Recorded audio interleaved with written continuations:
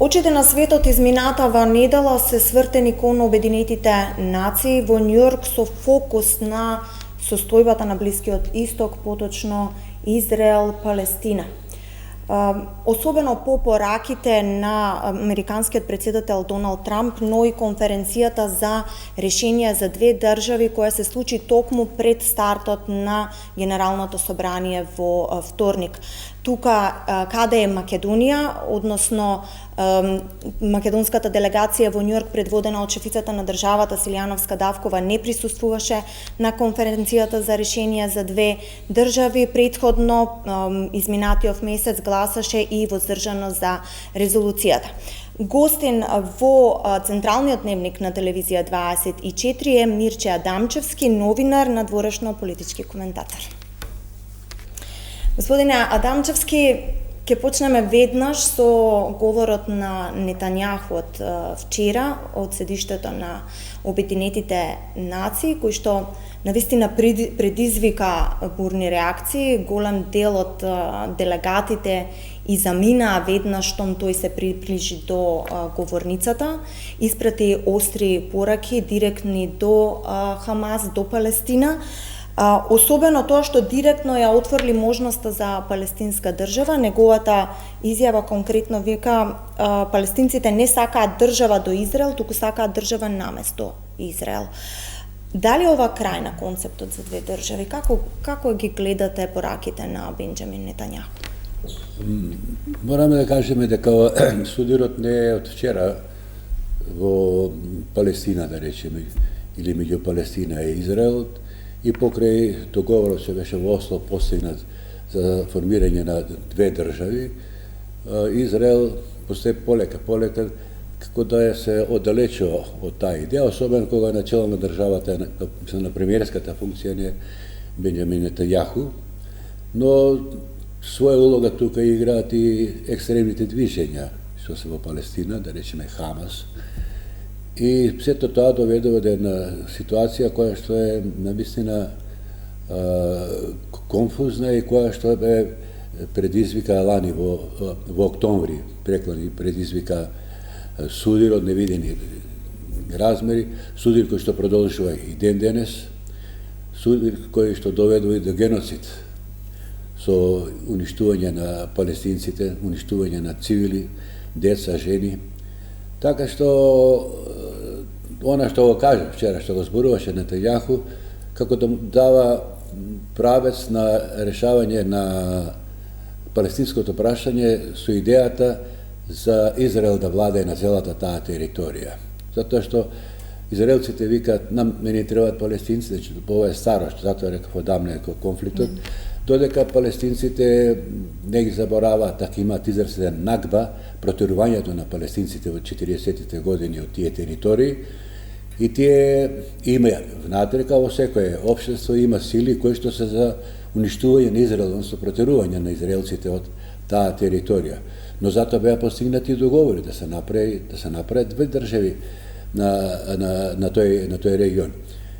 Нетањаху вчера не ги обвини само палестинците, да речем, не зборуваш само за палестинската територија, тука ги обвини европејските и европските држави кои што ја призна и демек вие отварате врата за терористите кои што сакаат да не уништат нас.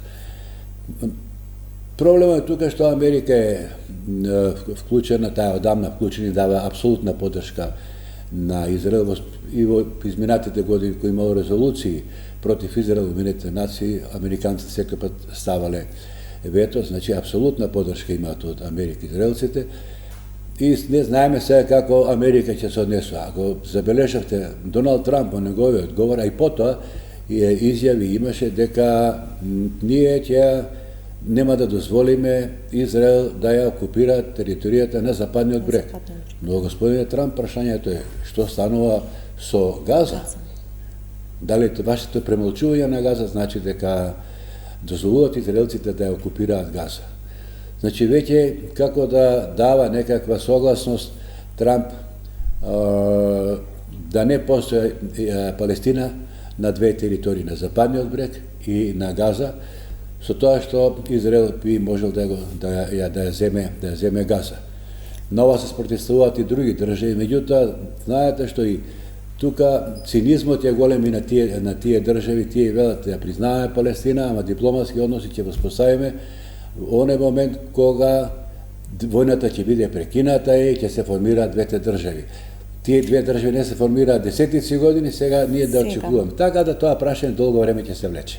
Да им се даде на палестинците држава на 1 милја од Ерусалим по 7 октомври е исто како да и се дадеше држава на Ал-Каида на 1 милја од Њујорк по 11 септември. Вчера кажа Нетањаху и во тој момент израелската делегација, но и американската делегација ракоплескаше. Колку е можен овој обид за две држави без поддршка на САД? Со оглед на тоа дека Трамп и САД имаат отворена поддршка. Јас ви кажав, најглавниот играч во моментов таму се американците. Така. Тие ако одлучат да има две држави, ќе има две држави. Тие ако одлучат да нема две држави, ќе нема две држави. Ќе остане можеби само западниот брег. Но тоа што го кажува Нетањаху за 1 милја од Ерусалим, да не забораваме дека главното исламско светилиште во Ерусалим, џемијата Ал-Акса, таа не е само на палестинците, таа е светилиште на сите араби. Тоа може да предизвика и пуште поголем конфликт, може да се вклучат и арапските држави.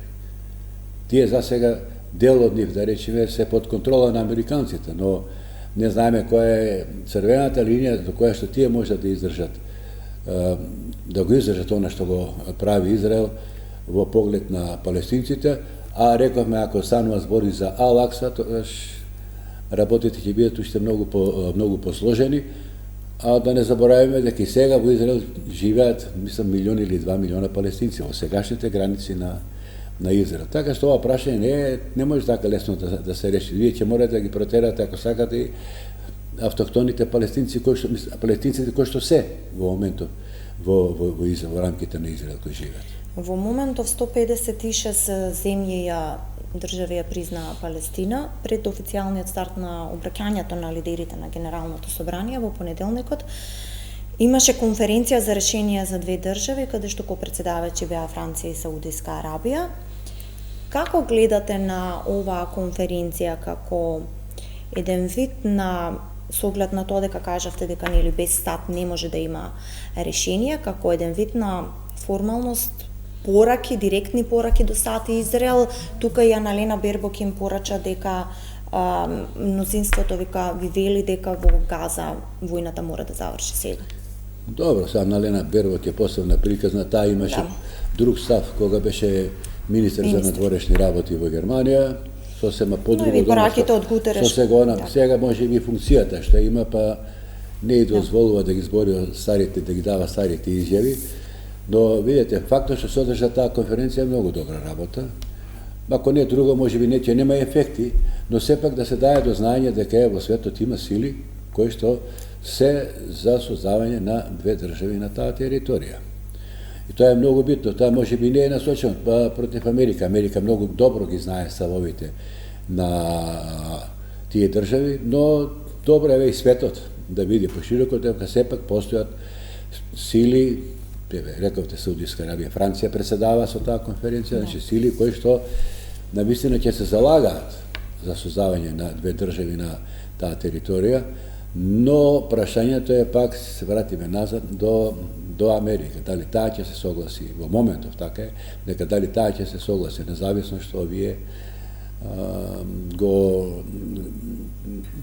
се залагаат за држава на две територии, а ви реков дека и Франција, значи и Макрон во својата изјава, и тој тогаш рече дека ќе ја признаваме Палестина, ама дипломатски односи кои ќе завршат војните, кои ќе се постигне мир, кои ќе тоа значи уште десетици години војни. Така. Со оглед на сегашната состојба во Газа, целосно уништена инфраструктура, хуманитарна катастрофа, дали е воопшто возможна функционална палестинска држава во блиска иднина? Се спомнува името Тони Блер како еден дел од преод на власт и така натаму. Тоа е веќе работа која што се влечка веќе 6-7 месеци, мислам дека веќе се преговара Тони Блер да биде, дури името го кажа на таа институција која што ќе види, што ќе раководи со територијата на Газа, Меѓутоа, знаете што, тоа значи дека ние ќе бидеме, тоа ќе представува неизвестност. Прво, Тони Блер ќе може да ја заврши работа за една година. Значи, Тони Блер може би, не да може и да умре додека заврши, се обнови Газа, додека се воспостави управата. Тој ќе биде као губернатор, тој ќе биде сега губернатор во Газа. Све од него ќе зависи, сите кај него ќе бидат. И на оглед дека прашањето не е лесно, затоа што ќе треба таму да се вложуваат средства, рекоа арапските држави ќе даваме средства за обнова, овие други европски викат ние ќе даваме средства за обнова. Прашање кога ќе се обнови, сигурно 10 години најмалку ќе бидат, и затоа ви реков дали Тони Блер ќе доживее да биде до крај, да биде сведок, до крај сведок на воспоставување на нормален живот на Газа и давање на Газа, територијата на Газа, во рамките на палестинската држава.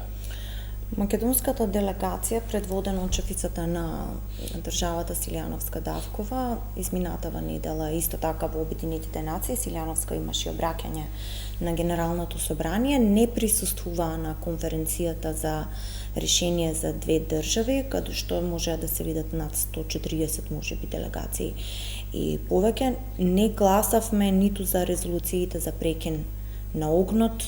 На почетокот на септември не гласавме ниту за резолуцијата за две држави, за решение за две држави без Хамас. Како ја толкувате нашата воздржаност? Како дипломатски баланс, чекање зелено светло од САД или избегнување на принципијална можеби позиција?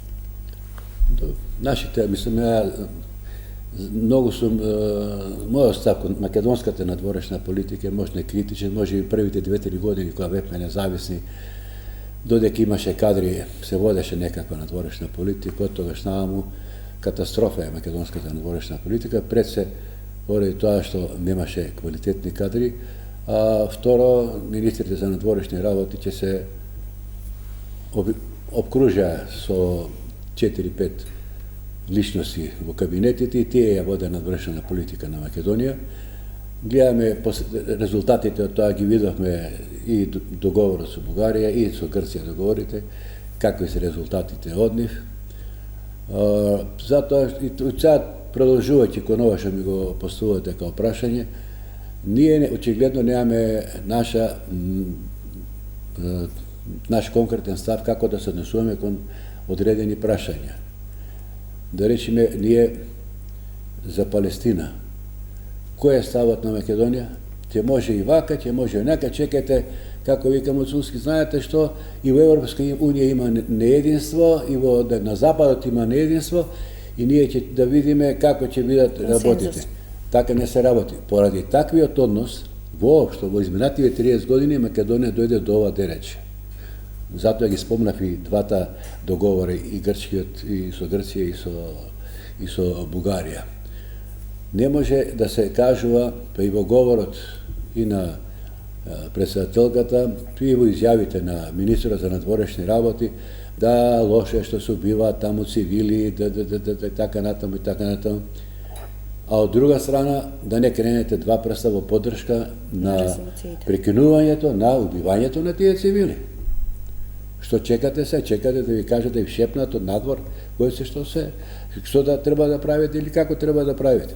Затоа сметам, тоа е нашата лицемерна е во поглед на Газа, се зборувам за палестинско прашање, лицемерна е политиката на Македонија. Од една страна ги сожалувате луѓето, а од друга страна не преземате ништо или конкретно не кревате раца во нивна поддршка. Или ако ја земеме председателката во низиниот говор, таа ниту еднаш, таа зборува за Газа, за уништување, така натаму, ниту еднаш не покажа кој ја уништува Газа, кој ги убива цивилите. Јас Израел, колку ја што прочитав, не го најдов таму во низиниот говор Израел. Може би тоа се некакви дипломатски манири.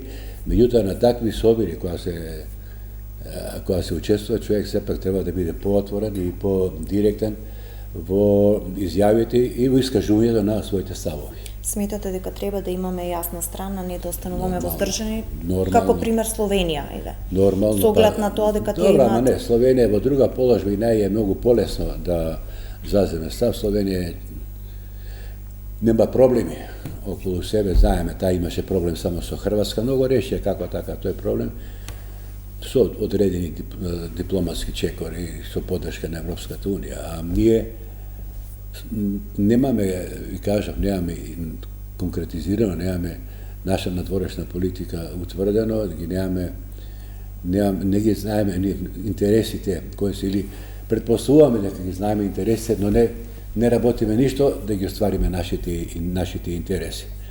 И затоа сега чекаат, пошто Словенија е членка на Европска Унија, на НАТО, таа може да каже се и се што да речеме.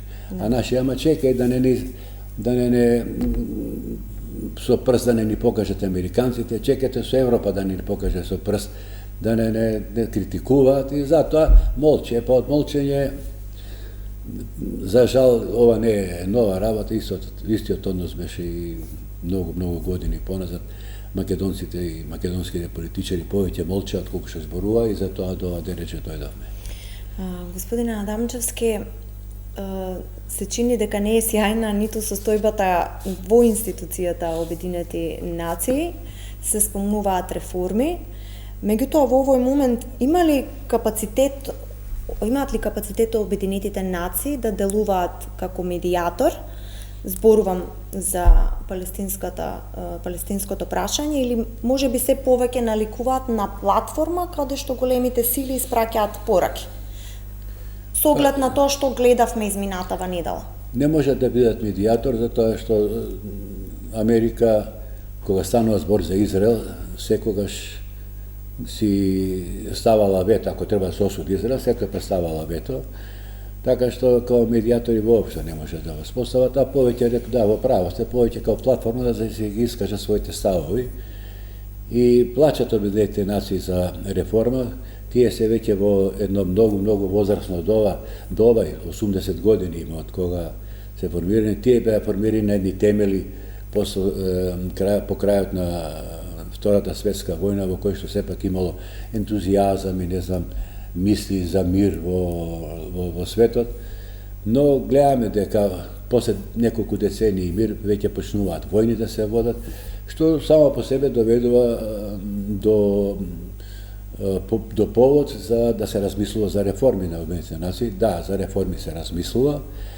Веќе има ограничување на вето или зголемување на... Има вака сега, има идеи да се прошири бројот на земите што имаат право на вето.